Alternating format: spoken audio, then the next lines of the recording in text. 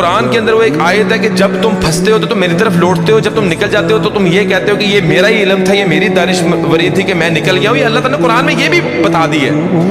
تو وہ دعائیں بھی ایسی دل سے نکلتی تھیں کہ وہ آج بھی مجھے اپنے الفاظوں پہ بھی جو ہے حیرانگی ہوتی ہے. میں تو اللہ کے ہاتھ پھیلاتا تھا، اللہ تعالیٰ تو یوسف علیہ السلام کو کنویں سے نکال کے بادشاہ بنانے پہ قادر ہے.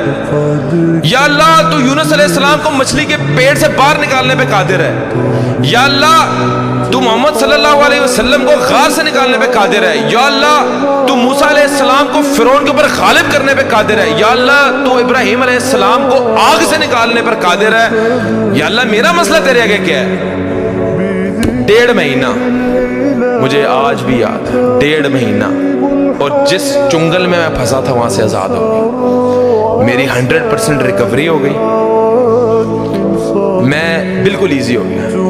تب میرا یقین پختہ ہو گیا کہ میں نے زندگی کے اندر کبھی کسی مخلوق کے آگے کوئی ہاتھ نہیں پھیلانے، کبھی کسی کو کام نہیں کہنا. جب میرا رب چاہے گا میں رب کو کہنا ہے، میرا رب چاہے گا ہو جائے گا، نہیں تو کوئی مسئلہ نہیں.